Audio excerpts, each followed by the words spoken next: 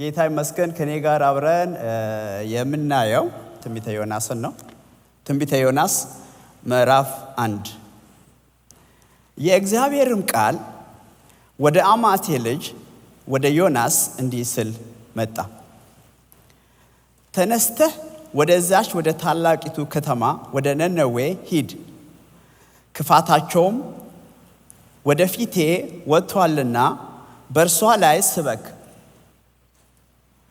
ዮናስ ግን እስኪ ዮናስ ግን በሉ። ዮናስ ግን ከእግዚአብሔር ፊት ወደ ተርሴስ ኮበለለ። ይኮበል ዘንድ ተነሳ፣ ወደ ኢዮጴም ወረደ። ወደ ተርሴስም የምታልፍ መርከብ አገኘ። ከእግዚአብሔርም ፊት ኮብልሎ ከነሱ ጋር ወደ ተርሴስ ይሄድ ዘንድ ዋጋ ሰጥቶ እንበለውን።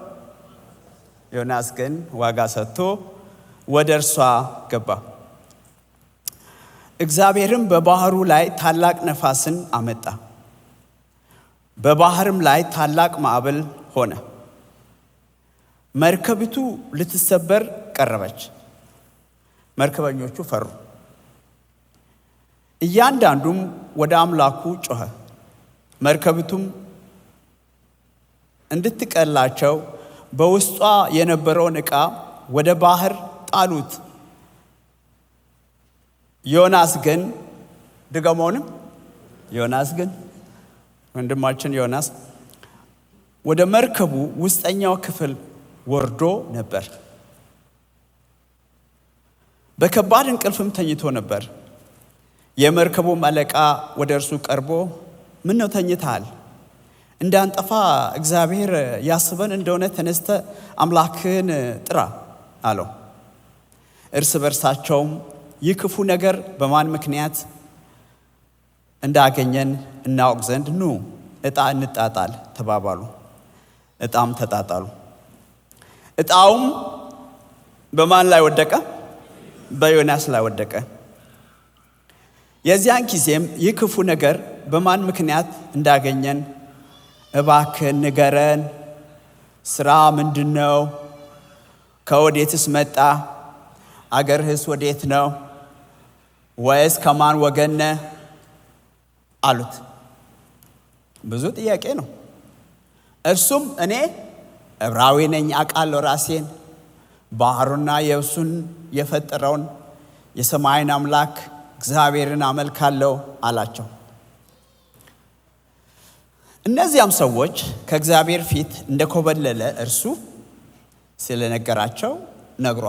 ስለነገራቸው አውቀዋልና እጅግ ፈርተው ይህ ያደረግከው ምንድን ነው አሉት። ቁጥር 11 ባህሩንም ሞገዱ አጥብቆ ያናውጥ ነበርና ባህሩ ከእኛ ዘንድ ጸጥ እንድል ምን እናርግብህ አሉት።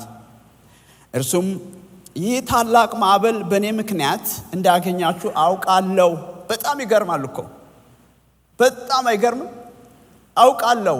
ችግሩ በእኔ ምክንያት ነው። ዲስትራክሽኑ በእኔ ምክንያት ነው። አውቃለሁ። አንስታችሁ ወደ ባህር ጣሉኝ፣ ባህሩም ጸጥ ይልላችኋል አላቸው። ሰዎቹ ግን ዮናስ ግን ወደ ምድሩ ልመለሱ አጥብቀው ቀዘፉ። ዳሩ ግን ባህሩ እጅግ አብዝቶ ይናወጥባቸው ነበርና አልቻሉም። ስለዚህ ወደ እግዚአብሔር ጮኸው አቤቱ እንደ ወደደህ አድርገሃልና እንለምንሃለን።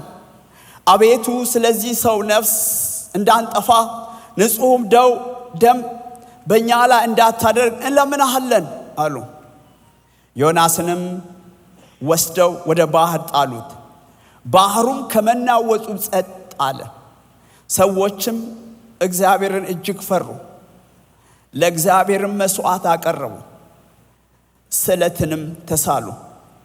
እግዚአብሔርም ዮናስን የሚውጥ ታላቅ ዓሣ አሰናዳ። ዮናስም 3 ቀንና 3 ሌሊት በዓሣ ሆድ ውስጥ ነበረ። ዮናስም በዓሣ ሆድ ውስጥ ሆኖ ወደ አምላኩ ወደ እግዚአብሔር ጸለየ። የሞገዱ ባለቤት ነህ፣ የነፋሱ ባለቤት ነህ። እግዚአብሔር አምላካችን ነው፣ የኛ ባለቤት ነህ፣ የሁሉ ነገር ባለቤት ነህ። ጌታ እግዚአብሔር ሆይ የፍጥረት ሁሉ ገዢ አንተ ነህ። ዛሬ ደግሞ በዚህ መካከል እግዚአብሔር አምላካችን ሆይ ስምህን እንጠራለን። በዚህ መካከል ጌታ እግዚአብሔር ሆይ አቤቱ ጉዳይ ያለብን ሰዎች ብንኖር ጉዳዮቻችንን እንድደርስ እንጸልያለን። ያም ብቻ አይደለም እግዚአብሔር ሆይ በዚህ ቃል ውስጥ እውነተኛ የሆነ ነገር ጌታ ሆይ መንፈስ ቅዱስ አንተ እንድትናገረን እንጸልያለን። በጌታችን በኢየሱስ ክርስቶስም የሚከብደን ነገር አቅቶን ግራ ገብቶን ያለን ነገር ቢኖር ከዚህ መጽሐፍ አስተምረን። ይህ ጉባኤ ብሩክ ይሁን። እግዚአብሔር ይባርካችሁ። እግዚአብሔር ሰውነታችሁን ይዳስስ። እግዚአብሔር የቸገራችሁን ነገር ይዳስስ። እንቆቅልሽ ያለባችሁ ዛሬ እግዚአብሔር በእናንተ ቤትና በእናንተ ኑሮ ላይ እግዚአብሔር ይምጣ። ዛሬ እግዚአብሔር ሕይወታችን ይዳስስ። ጌታ እግዚአብሔር ሆይ መንገድ ለቀን የምንሄድ አቅጣጫ ትተን የምንሄድ እንዲሁ ደግሞ አዲስ ገና የሚሰማ ሰው ይህንን ቃል እግዚአብሔር እንደፈለገው በልቡ መንፈስ ቅዱስ እንድትናገር እንጸልያለን። ማንም ሰው መስመር ለቆ የሚሄድ በግሉ ብኖር በህብረት ብኖር ቤተ ክርስቲያንም ተኝታ ቢሆን ዛሬ በዚህ ቃል ውስጥ አንተ መልእክት አለና እናመሰግናለን። አቤቱ እግዚአብሔር ሆይ በመካከላችን ስላለ ስም ይባረክ። እናጨበጭባለን በጌታችን በኢየሱስ ክርስቶስ ስም። ጌታ ይባረክ። እግዚአብሔር ይመስገን። በዚህ ዘመን እንደምታውቁት ብዙ ነገር ነው ያለን። አገልጋዮች እዚህ መካከል አላችሁ፣ ወደ አገልግሎት እየገባችሁ ያላችሁ፣ ከተለያየ ሀገር መጣችሁ እዚህ ተቀመጣችሁ አላችሁ። ልዩ ደግሞ ችግር ገጥሞን ከያዝንበት መንገድ እየለቀቅን ያለን አለን፣ ቀዝቅዘን ያለን አለን፣ እንዲሁ ብቻ የምንታገል ወገኖች አለን። ለዚህ ለእግዚአብሔር ለጠራን እግዚአብሔር ላስቀመጠን ለመለኮታዊ ድነት ለመለኮታዊ ቃል ኪዳን እግዚአብሔር ለዓለም ሁሉ ላዘጋጀው ለዚያ ቃል ኪዳን እንደሚገባ ሳናገለግል ሳንሰራ ኮምፕሌን እያደረግን አንዳንድ ጊዜም የምንኖር ሚስ አንደርስታንድ አድርገን ወይም ደግሞ እሱ ምለንን ነገር እያወቅ ጀርባ እየሰጠን የምንኖር ወይ ደግሞ እየተጋን ያለን አለን። ለእናንተም ደግሞ ሙሉ መልእክት አለው። ይሄ መጽሐፍ ሙሉ መልእክት አለው። እየተጋን ያለንም ልንኖር እንችላለን። ይሄ ትንቢተ ዮናስ 48 ቁጥሮች ናቸው ያሉት። በኋላም እናነባለን። በጣም ትንሽ ነው። አንድ ገጽ ስትከፍቱ ቀጥሎ ያለው በእኔ መጽሐፍ ናሆም ነው። በዛ በኩል ደግሞ አብድዩ ነው። አለቀ። ግን 4 ምዕራፍ ነው እና 4 ምዕራፎች እኔ በስልኬ ስከፍት አንዳንድ ጊዜ 6 ደቂቃም አይፈጅም። ሰውየው ሲያነብ ማለት ነው ያ ስልክ ውስጥ ያለው እና ምንም ጊዜ አይፈጅም። ትንሽ ነች ግን መለኮታዊ የሆነ መልእክት አለው።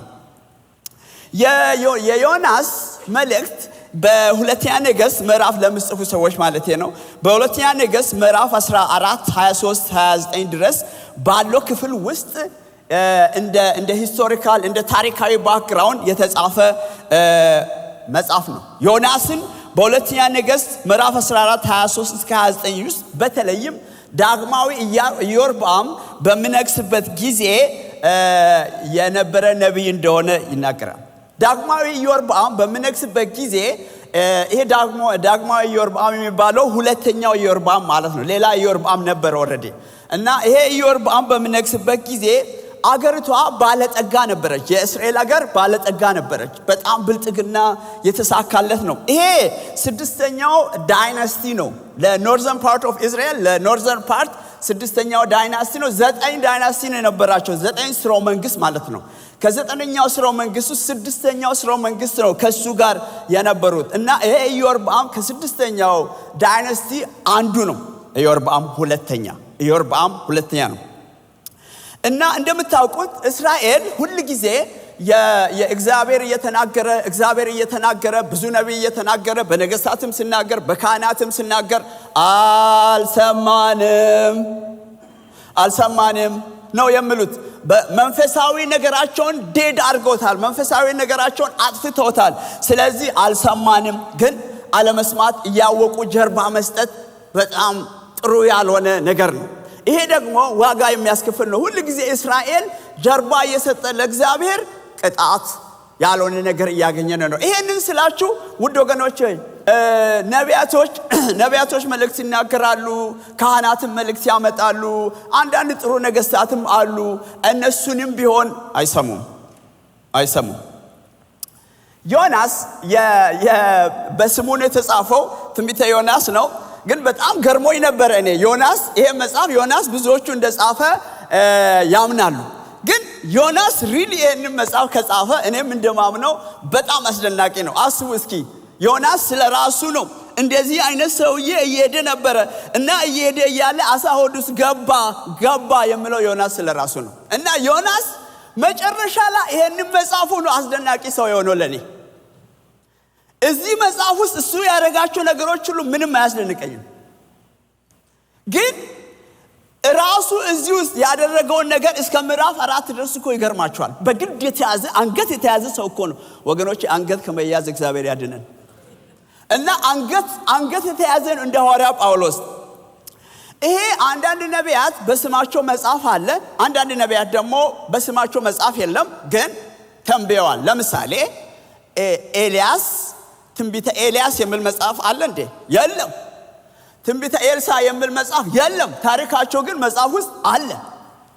እንደውም የነሱ መጽሐፍ በነሱ ስም ብጻፍ እንደውም አስደናቂ ነው። እንደውም አንዳንድ ጊዜ የስህተት የሚጽፉ ሰዎች ስህተት የሚሰሩ ሰዎች በስሙ ታዋቂ ሰው ስለሆነ ሜቢ በመጥምቁ ዮሐንስ ስም መጽሐፍ ብጽፍ ያዋጣኛል ብለው ጽፈው ያዋጣ ውሸተኞች አሉ። ሰውየው ታዋቂ ስለሆነ ማለት ነው። ሰውየው ታዋቂ ስለሆነ እና በዚህ በሁለተኛ ነገሥት ላይ እሱን እናነባለን፣ ወደዚህ እንመጣለን። በሁለተኛ ነገሥት ምዕራፍ 14 እንዲህ ይላል። እንደ ባክግራውንዱን ብቻ ለመናገር ነው። የኢዮአስ ልጅ አሜስያስ በይሁዳ በነገሰ በ15ኛው ዓመት የእስራኤል ንጉሥ የዮአስ ልጅ ኢዮርብዓም በሰማርያ ነገሰ፣ 41 ዓመትም ገዛ። በእግዚአብሔርም ፊት ክፉ ነገር አደረገ። የናባጥ ልጅ ኢዮርብዓም የናባጥ ልጅ so bad, the worst one በጣም መጥፎ ነው። የናባጥ ልጅ ኢዮርብዓም እስራኤልን ካሳተበት ኃጢአት አልተመለሰም። የእስራኤል አምላክ እግዚአብሔር በጋት ሄፌር ነቢይ ያንን ማየት ይችላልላችሁ በአማቴ ልጅ በባሪያው በዮናስ አማካይነት እንደተናገረው በጣም ደስ የሚል ገለጻ ነው የተሰጠው ለሰውየው እኮ።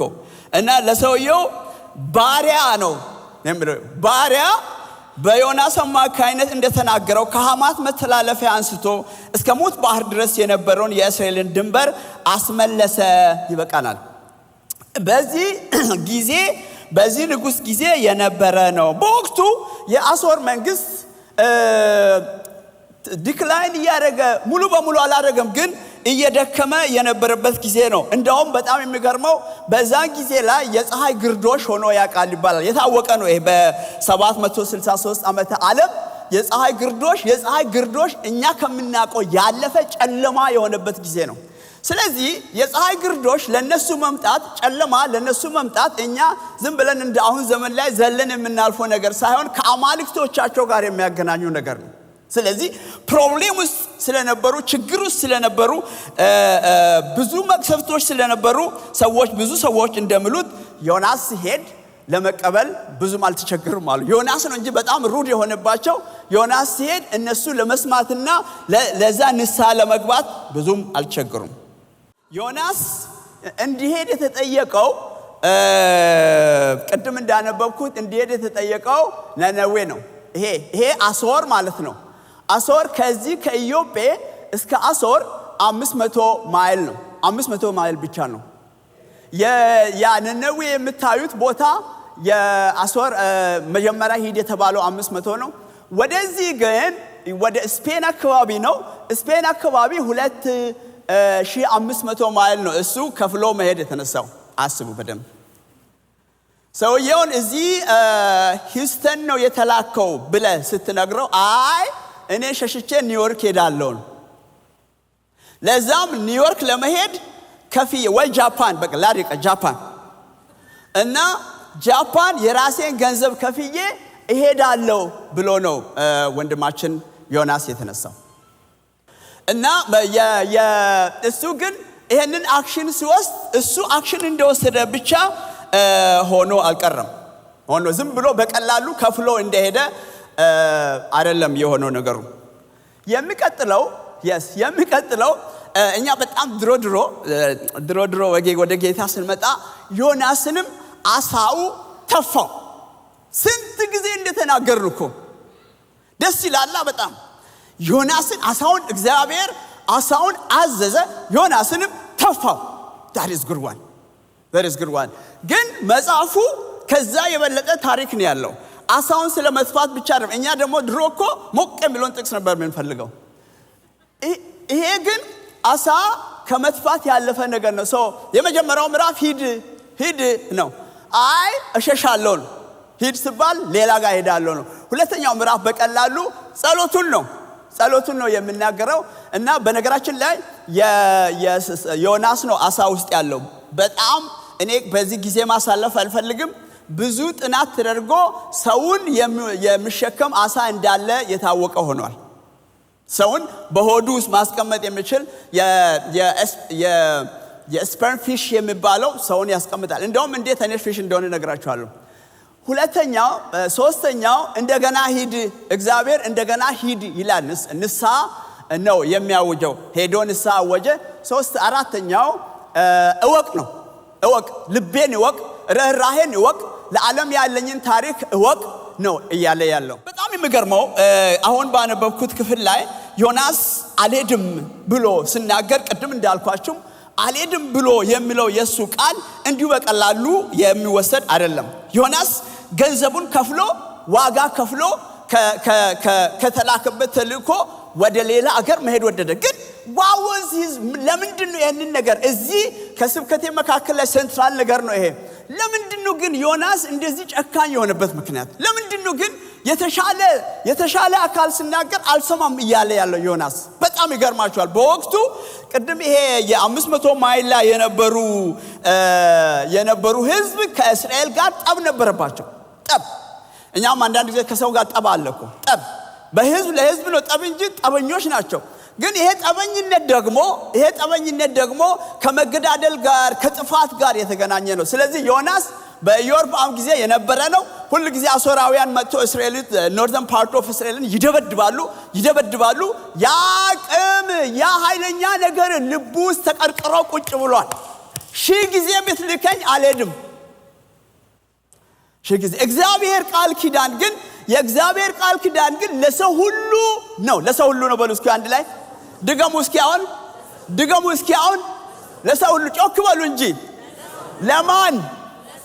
ለማን በማይንዳችሁ ማንን እንደምታስቡ ነው ያውቃል። ለምንጠላው፣ ለማይሆነው፣ ለዛ ጎሳ፣ ለዚህ ከለር፣ ለዛ ሁሉ እግዚአብሔር ለሰው ሁሉ ነው ቃል ኪዳኑን የጀመረው። በጣም ይገርማል። ይሄ የዮናስ መጽሐፍ አዲስ ኪዳን ላይ ያለ አይነት ነገር ነው የሚመስለው። እግዚአብሔር ዮናስ አቅጣጫውን ስለቀየረ ደንግጦ እባክህ የሚል መስሎታል። እና ጂፒኤስ ታውቃላችሁ፣ ስንነዳ ጂፒኤስ አድራሻ ተሰጥቶታል። ጂፒኤስ ይሄዳል። በቀደም ዶክተር ሙላት ያነሳ ነበር ስለ ጂፒኤስ ስለ መንገድ ነገር እና እየነዳን እናልፋለን። አራ ተመለስ በቃ ወሬ ይዘን አይደል አንዳንድ ነገር ይዘን አሁን የሚቀጥለውን ኤግዚት ትጨምራታለህ እንጂ ጊዜ ቀጥል እና እንደገና አረ ተመለስ ምናምን አሁንም እንደዚህ ሰው ይዘንማ ሲሆን እንዴት ያስዘነግጣል ሰው እና እንላለን። እግዚአብሔር አንተ ጥለ ኤግዚቱን ስላለው እየተከተለ አቋራጭ መንገድ ቶሎ ብለህ እዛው ነህ የምትገባው። አሁን በሚቀጥለው ኤግዚት ግባ ደርሳለህ አይልም። ወደ ነበርክበት ወደ ተጠራበት ና። የጂፒኤስ ኪሳራ ከናንተ ይጥፋ። እኔም ራሴ እኮ ስንት ጊዜ ዘልያቃል። ስንት ጊዜ ዮናስ ስራ ምንድነው ሲባል ያውቀዋል። ዮናስ የማን ተብሎ ሲባል ያውቀዋል። ከየት ሀገር ነው የመጣ ሲባል ያውቀዋል። ዮናስ የእግዚአብሔርን ባህሪ ያውቀዋል። እንዴት ነው የሚያውቀው የእግዚአብሔርን ባህሪ? እግዚአብሔር ይቅር ባይ አምላክ ነው፣ ቸር አምላክ ነው። ያውቀዋል ዮናስ። ይህን ሁሉ ነገር ዮናስ ያውቀዋል። ይህን ሁሉ ነገር በጣም he is so much informed። ግን ጨከነ። እግዚአብሔር አምላክ ሆይ በዚህ ጉባኤ መካከል በጣም የጨከኑ ሰዎች ካሉ እግዚአብሔር ላንተ ቤት ስራ ላንተ አገልግሎት አንተን ለመከተል የጨከኑ ሰዎች ኦንላይንም ያሉ ሰዎች ወደ አንተ ይምጡ። እግዚአብሔር አምላኬ በጣም አልፈልግም የሚሉ ሰዎች ዛሬ ወደ አንተ ይመለሱ። በነገራችን ላይ ይሄንን ቃል እንድትጽፉ ወይም እንድታነቡ ፈልጋለሁ።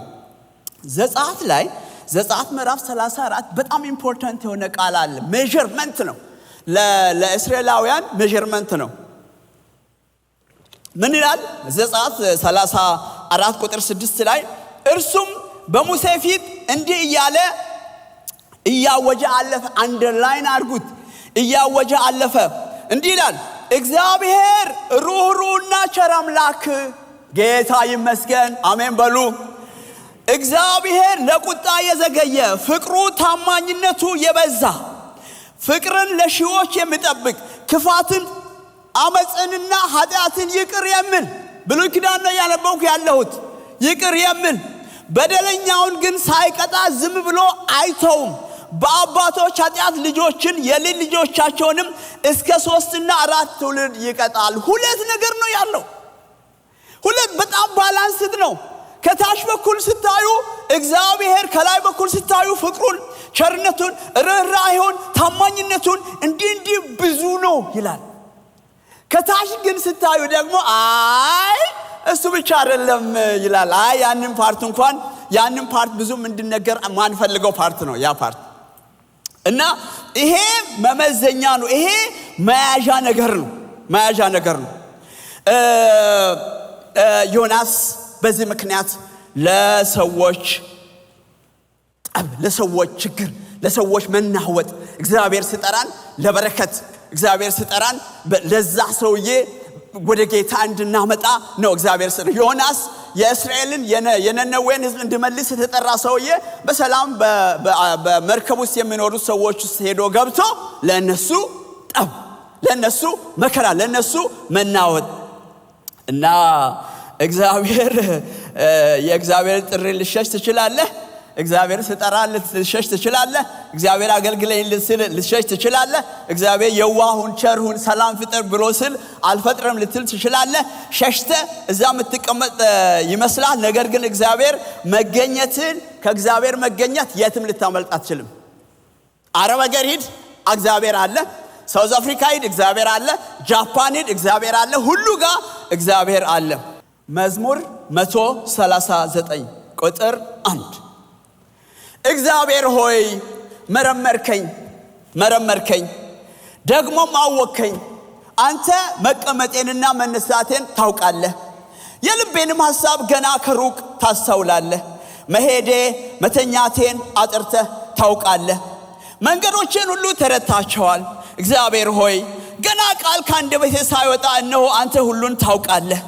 አንተ ከኋላ ከፊት ዙሪያዬን ከለልከኝ፣ እጅንም በላይ አደረግህ። እንግዲህ እንዲህ ያለ ዕውቀት ለእኔ ድንቅ ነው። ከሱ ጋር መሆን፣ አንተ ከኔ ጋር መሆን እኔ በጣም ገርሞኛል ነው እያለ ልደርስበትም የማልችል ከፍ ያለ ነው። ከመንፈስህ ወዴት እሄዳለሁ? ከፊትስ ወዴት እሸሻለሁ? ወደ ሰማይ ብወጣ አንተ በዚያ አለ፣ መኝታዬንም በሲኦል ባደርግ በዚያ ትገኛለህ። በንጋት ክንፍ ተነስቼ ብበር እስከ ባህር ዳርቻ መጨረሻ ብሄድ በዚያ ብሆን እጅህ ትመራኛለች፣ ቀኝ እጅህም አጥብቃ ትይዘኛለች። እኔ ጨለማ በእርግጥ ይሰውረኛል፣ በዙሪያም ያለው ብርሃን ሌሊት ይሆናል ብል ጨለማ ያንተን ዓይን አይዝም። ሌሊቱም እንደ ቀን ያበራል፣ ጨለማም ብርሃንም ላንተ አንድ ናቸው። በእውነት አዎ እግዚአብሔር ይባረክ። እስኪ ለጌታ ክብር እንስጥ። ለእግዚአብሔር እስኪ ክብር እንስጥ። ለእግዚአብሔር ክብር እንስጥ። ለእግዚአብሔር ክብር እንስጥ። ለእግዚአብሔር ክብር እንስጥ። ለእግዚአብሔር ክብር እንስጥ። ለጌታ ክብር እንስጥ። ለጌታ ክብር እንስጥ። ለኔ ጨለማና ብርሃን አንድ አይደሉም። ለኔ ማየት አልችልም። ጨለማ ከሆነ አይኔ አይም። ለእግዚአብሔር ግን ጨለማም ብርሃንም አንድ ናቸው። እግዚአብሔር ይባረክ አለ። እንዴት ይደንቃል እግዚአብሔር ቃል። ወገኔ ወንድሜ ሜቢ ከአጠገባችን ካለው ጓደኛ ልንሸሽ እንችላለን፣ ወይም ደግሞ ከትዳር እጮኛ እንደዚህና ምናምን ልንሸሽ እንችላለን። ነገር ግን ከእግዚአብሔር ልንሸሽ አትችልም። ስለዚህ ምን አለ? ከመንፈስ ወዴት እሄዳለሁ? የትም ሊሄድ የምችልበት ቦታ ልቤን ትመረምራለህ። መርምረኝ ደሜ ውስጥ ምንድነው ያለው? ያለው ምንድነው? መርምረኝ ብሎ አለ። ዮናስ የመሰለው የእሳት አደጋውን ታውቃላችሁ አይደለም? ቤት ውስጥ ቡና ስናፈላ ትላለች ያቺ ነገር። እሷ እኮ እንዴት እንደምትረብሽን እኛ ጭሱን ስናመጣ አረኛ እንጆይ ልናደርግ ነው ስል ነው የምትለው። ንቀላት እንዳትነቅሩ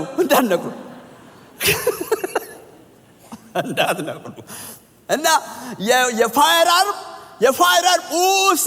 ኡስል እኔ ላሳድገው እንደ የቡና ጭስ ተው ኡስል ፋየር አርሙን ብትነቅል ትቃጠላለህ። እንደውም 2-3 ፋየር አርም አርግ ወይ ሽሽ እንጂ ነቅያለሁ ብትል ሞር እሳቱ ይበላል። በነገራችን ላይ ቡናም ቢሆን የዋዛ አይሆንም፣ ተጠንቀቁ። ያችን በእጅ ነቀልክ ተከልክ ምናልክ ጉዳዩ አይደለም እሱ። እና ይሄንን ዮናስ የመሰለው ፋየር አርሙን ምለውን ድምጽ ስላጠፋ ምተር መስሎታል። አይሆንም። ማድረግ ያለበት እሳቱን ማጥፋት ነው ያለበት። ማድረግ ያለበት ወደሚባለው ነገር መሄድ ነው ያለበት። በጣም ይገርማል እኮ። ከዚያ በኋላ መጽሐፍ ምን ይላል? እንግዲህ ያሳለ እኔ በጣም የወደድኩት ነገር ነው ቀጥሎ የምናገረው። እና እግዚአብሔር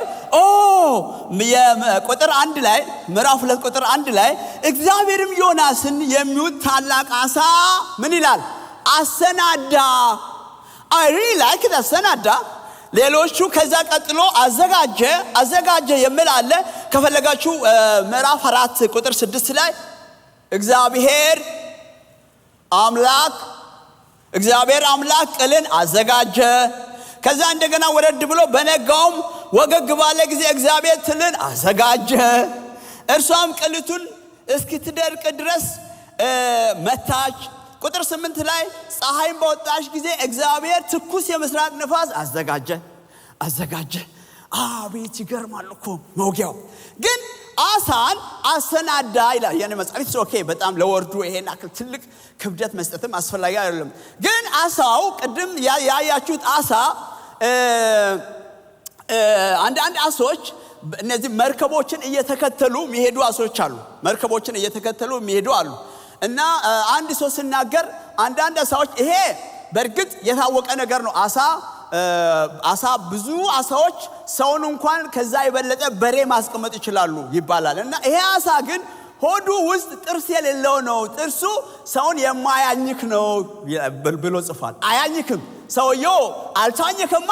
ዮናስ 3 ቀን አሳ ሆድ ውስጥ እኔ እንደመሰለኝ አሰናዳ ምሎን ቃል የወደድኩት ምንድነው? ኦኬ ዮናስ ግባ። ለዚህ አንድ ጻፊ ምን አለ? It's better for ለዮናስ ኢመርጀንሲ ሩም ነው አለ። አይመስላችሁም? አይቻልም? አሁን በጣም ችግር ውስጥ የገባችሁ የታመማችሁ ሰዎች በእውነት ኢመርጀንሲ ሩም ግባ ብትባሉ እንብልትሉ ነው። እኔ የለውበትም። እና ለዮናስ ሪስክ ነው የተደረገ። ለዮናስ እዚህ አሳ ውስጥ ግባና ኑር። አይ ቲንክ አሰናዳ ብለው ቃል ሃሌሉያ። አንድ ጊዜ ኒውዮርክ አንድ ሰው የሳልቬሽን አርሚ ሰባኪ ትሰብካለች። ስትሰብክ አንድ ሰው ይመጣና ድሮ አባቱ በክርስትና የነ ቻርልስ ፊኒ የሚታወቅ ሰው ነው። ሰው ይመጣና እሱ መጽሐፍ ቅዱስን ሎየር ነው፣ ፖለቲሻን ነው። እና ይሄ የተጻፈ ነገር ነው፣ ኦንላይን ላይ የተጻፈ ነገር ነው። ይመጣና ምንድነው የምታረጊ? እግዚአብሔርን ቃል ሼር እያረኩ ነው። ኦኬ ቬሪ ጉድ። ሼር እያረክሽ ነው? አዎ። ኦኬ ታምኚዋለሽ መጽሐፉን? አምናለሁ። ታምኛለሽ ሁሉንም? አዎ አምናለሁ። እና ስለ ዮናስ መጽሐፍ ታምኛለሽ? አሁን አምናለሁ። ዮናስ አሳ ሆድ 3 ቀን ኖረ ብለሽ ነው የምታምኚ? አዎ አምናለሁ። አሁን መንግስተ ሰማያት ስትሄጂ ዮናስን የምታገኘው ይመስልሻል? አገኛለሁ። እርግጠኛ ነሽ? ባላገኘው አንተ ታገኘዋለህ ያለችው። በሌላ ንግግር ምንድነው? እግዚአብሔርን ማትከተል ከሆነ ዮናስ መንግስተ ሰማያት ነው ካላልክ ሲኦል ታገኘዋለህ ነው የምትለው። ባጭሩ እኔ አላልኩም። እና እግዚአብሔር ተአምራት የሚያደርግ አምላክ ነው። ሃሌሉያ ይሄንን ተአምር ለማመን ሰው ዘፍጥረት ምዕራፍ 1ን ካመነ እግዚአብሔርም ይሁን አለ ያመ ሆነ እስኪ በሉ ከኔ ጋር እግዚአብሔር ይሁን አለ ያም ድገሙ ጮክ በሉ እስኪ ጮክ በሉ ደስ ይበለኝ እግዚአብሔር ይሁን አለ ያም እግዚአብሔር ፀሐይን ይሁን አለ ፀሐይም ሆነ ብርሃን ሆነ ሁሉ ነገር ሆነ ብድግ ወንድሜ ሆይ እግዚአብሔር ይችላል አይሆንም የምትሉ ነገር ይሆናል ይከብዳል ለምትሉ ነገር እግዚአብሔር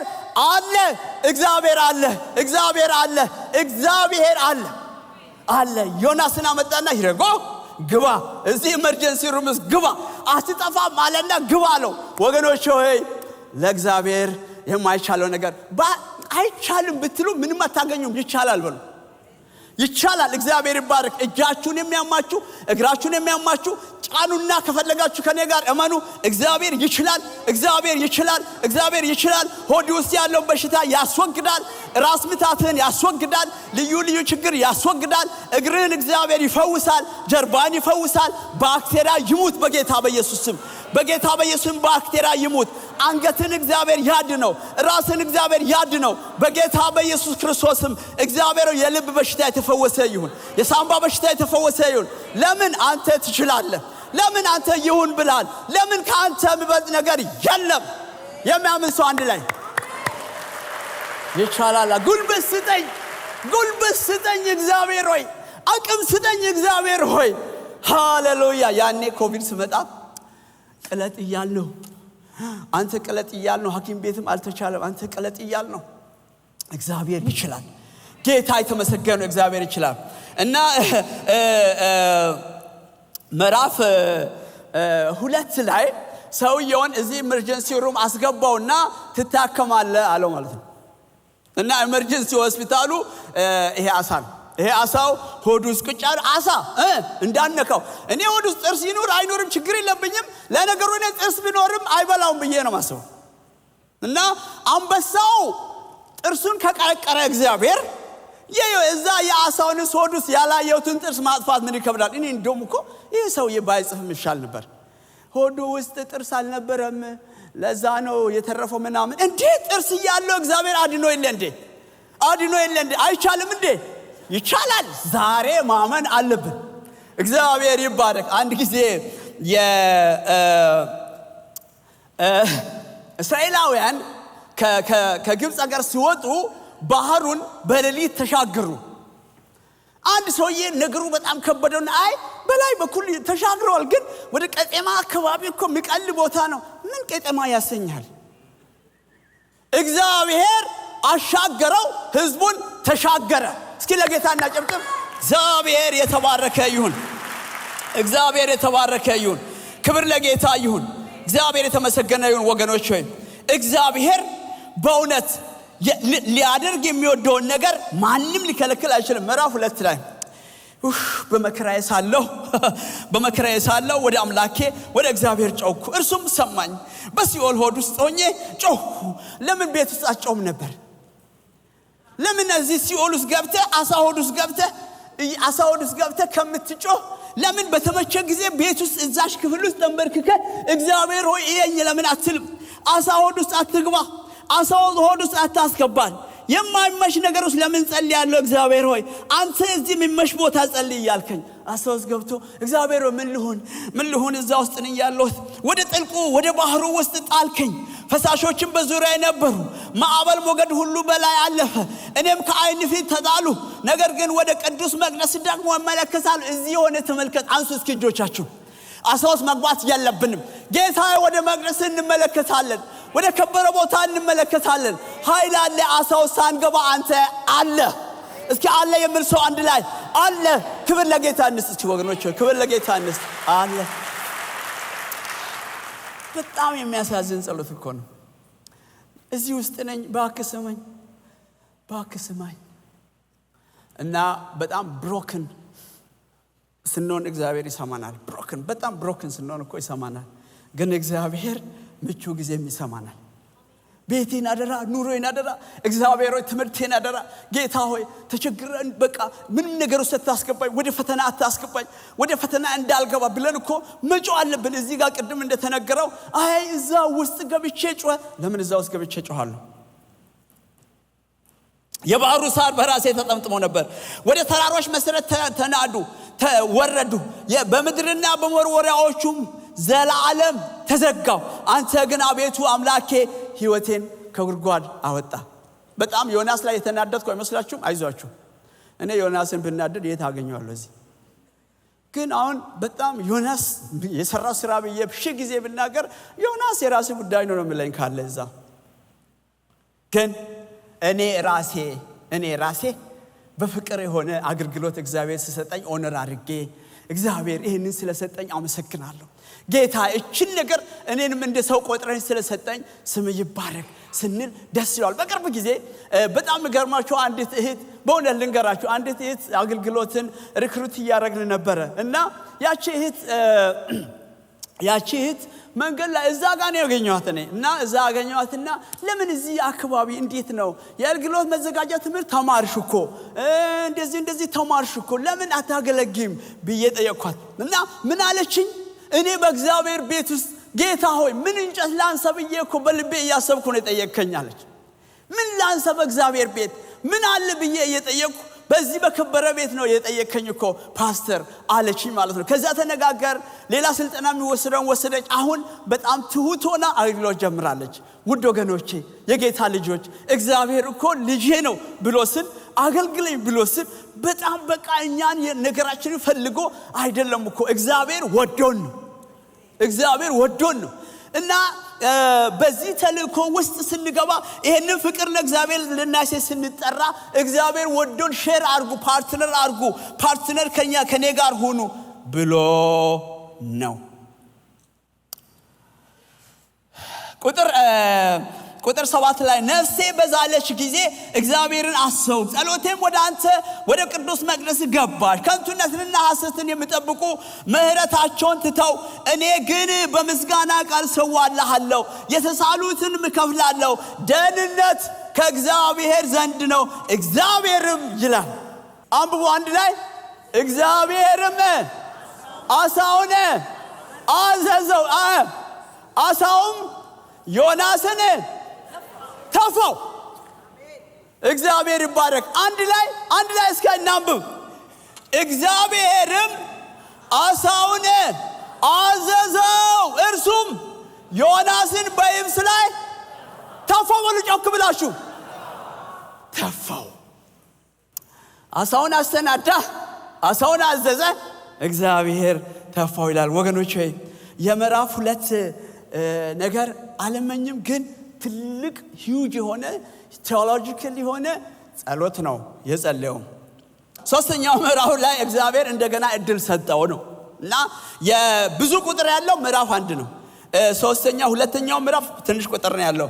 ሶስተኛው ምዕራፍ ላይ እግዚአብሔርም ቃል ሁለተኛ ወደ ዮናስ እንዲህ ሲል መጣ፣ ተነስተህ በዚያች ወደ ታላቂቱ ከተማ ወደ ነነዌ ሂድ።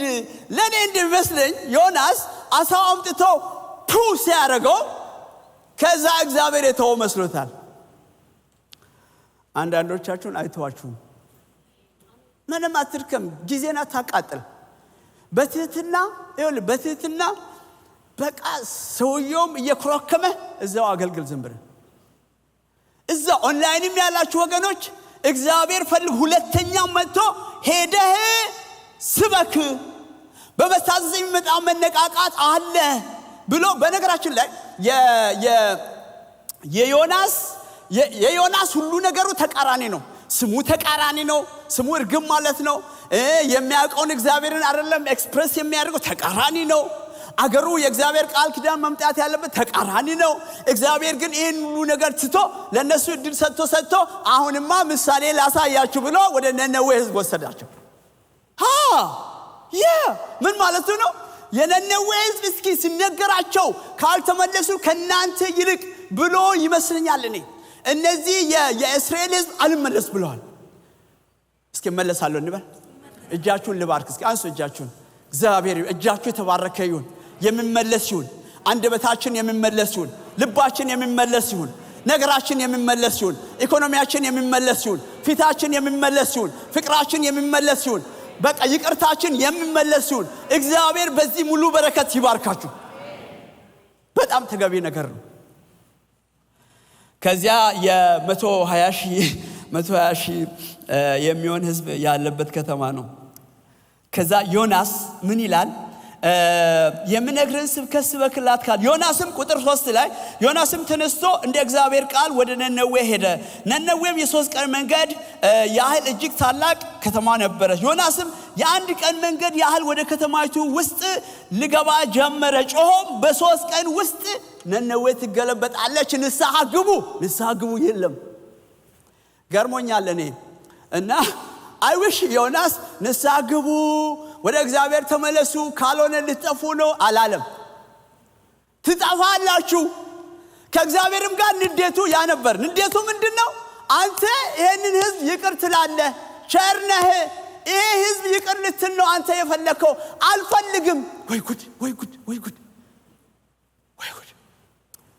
እግዚአብሔር ሂዱ ወንጌልን ተናገሩ ስል አጠገባችን ያለ ሰው መጥቶ እኮ በቃ who knows ወገኖች የኛ ማንነታችን የኛ ደግሞ እኔን ይወቅሰኛል፣ እኔን ይመተኛል፣ ወይም ደግሞ እኔን እንደዚህና እንዲህ ያደርጋል ብለን ነው እኮ ከፍቅሩን የማንናገረው ብለን እኮ ነው ወገኖች የተጠራ ነው። ግን ይሄንን የእግዚአብሔርን ቃል ኪዳን አመፀኛ ይሁን ጀብደኛ ይሁን የማይሰማ ይሁን ይሄንን እንድንናገር ነው።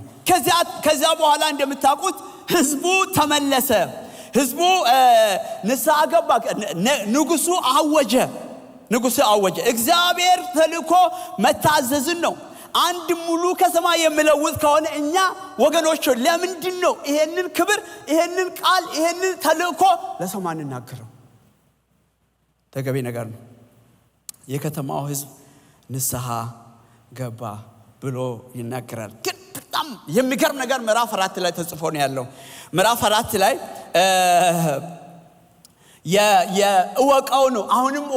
አሁንም ሰውየው አላወቀውም። ምዕራፍ እንዲህ ይላል፣ ይህም ዮናስ ከቶ ደስ አላሰኘው መመለሳቸው። እርሱም ተቆጣ፣ ወደ እግዚአብሔርም ጸለየና አቤቱ እለምንሃለሁ በአገሬ ሳለሁ የተናገሩት ይህ አልነበረምን?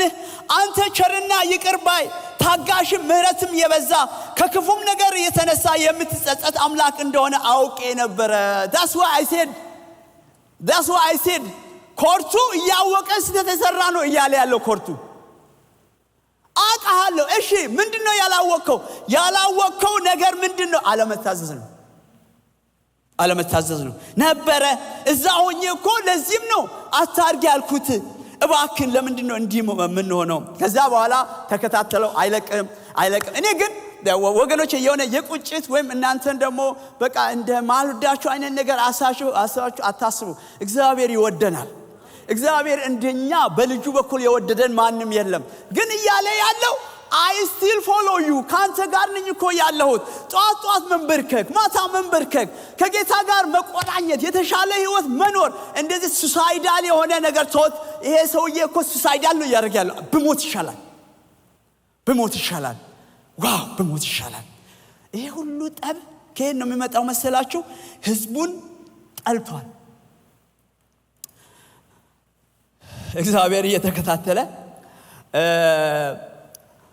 ጥላውን ያደርቃል፣ ነፋሱን ያመጣል። ጉድ እኮ ነው። ነፋሱን ያመጣል።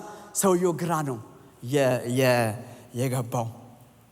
አዲስ ኪዳን ላይ መምጣት አለብን እና አዲስ ኪዳን ላይ ጌታ ኢየሱስ ክርስቶስ ገና የተራራውን ስብከት ሲጀምር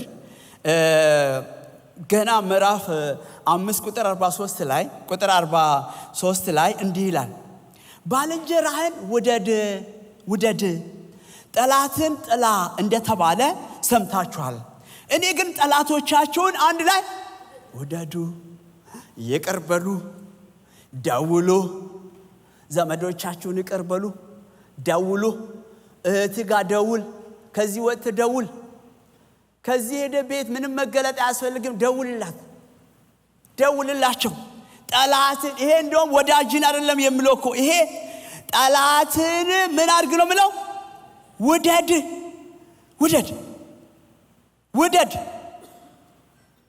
ጠላቶቻችሁ ለሚያሳድዷችሁ ጸልዩ እላችኋለሁ። እንደዚህም በማድረጋችሁ በሰማይ ላለው አባታችሁ ልጆች ትሆናላችሁ።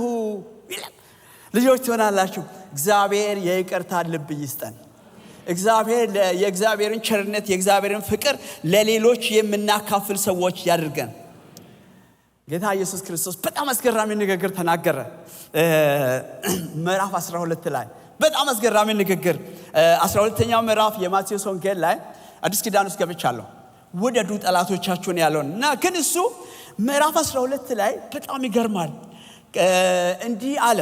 ከዚያም አንዳንድ ፈሪሳውያንና የአይሁድ ሃይማኖት መምህራን መምህር ሆይ ካንተ ምልክት ማየት እንፈልጋለን አሉት።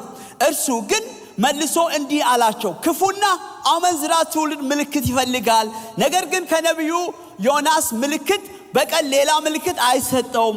ዮናስ በትልቅ ዓሣ ሆድ ውስጥ 3 ቀንና 3 ሌሊት እንደቆየ እንዲሁ የሰው ልጅም 3 ቀንና 3 ሌሊት በምድር ሆድ ውስጥ ይቆያል።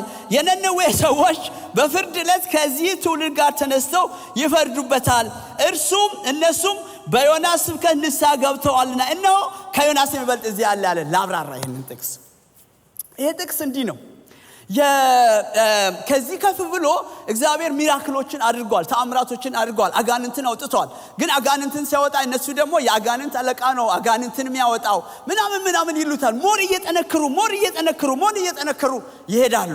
እና በዚህ ላይ ወረደና በጣም ትገርማላችሁ አለ። እሺ ምን ታውቃላችሁ? ዮናስ ሄዶ ምንም ተአምራት አላደረገም ከተማ ውስጥ እና ነገር ግን እናንተ ተመለሱ ብሎ ልትጠፉ ነው ብሎ ሲናገር የነነዌ ሕዝብ ተመለሰ አለና ኢየሱስ ክርስቶስ እኔ ግን ይሄን ሁሉ ተአምራት እያሳየው ይሄን ሁሉ ድንቅ እያሳየው ልባችሁ አሁንም ጠንክሯል፣ ልባችሁ አሁንም አይመለስም። አይገርማችሁም?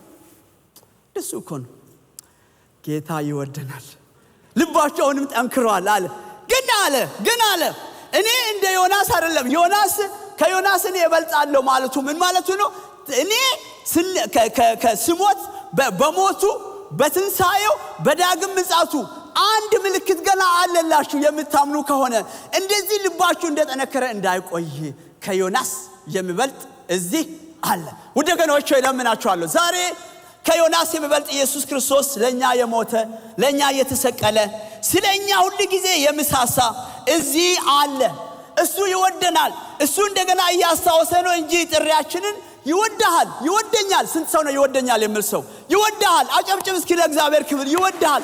እንደገና አገልግል፣ እንደገና ወደ እኔ ና እና አንዳንድ ጊዜ አገልግሎቱ ራሱ የቱ ነው የሚል ዴፊኒሽን ያስፈልጋል እኮ። አገልግሎት በየሰፈሩ አለ፣ በየስሞል ግሩፕስ አለ፣ በየጊዜው አለ አገልግሎት። ውድ ወገኖች ሆይ ታዲያ ምንድነው ዛሬ እኔ ምለው ተጠርተናል። የጠራን ጌታ ደግሞ በጣም ለዓለም ሁሉ የሚራራ ነው። ለዓለም ሕዝብ ሁሉ የሚራራ ነው። አንተ የኔ ምናምን የኔ ቤተሰብ የኔ ጎረቤት የኔ ምናምን ሳይሆን ለዚህም አገር እኩል ነው ጌታ ቃል ኪዳኑን ያመጣው። ይሄንን ማወቅ አለ። ባልንበት ቦታ ሁሉ ለምናገኘው ሰው ሁሉ ይሄ መናገር አለብን። ሌላ እንደገና እግዚአብሔር እድል ከሰጠን በየቦታው የማገልገል እድል ሲኖረን፣ በየቦታው ይቅር ማለት እድል ሲኖረን፣ ከሰዎች ጋር አብረን መኖር እድል ሲኖረን እግዚአብሔር አሁንም ቢሆን እንደገና ጥሪ እየሰጠን ያለው ኦንላይን ያላችሁ እዚህ ያላችሁ እንደገና እግዚአብሔር ጥሪ እየሰጠን ያለው እንደገና። ሌላስ በዚህ ሁሉ ነገር ውስጥ ከሱ ጋር የምንሆን ከነ የተፈጥሮ ባለቤት ነው። እግዚአብሔር የተፈጥሮ ባለቤት ነው። የሚያዘጋጅ አምላክ ነው። አሳ ያዘጋጀ ምን ያደረገ እሱ ከኛ ጋር አለ። እግዚአብሔር ይመስገን። እንቆማለን ሁላችንም።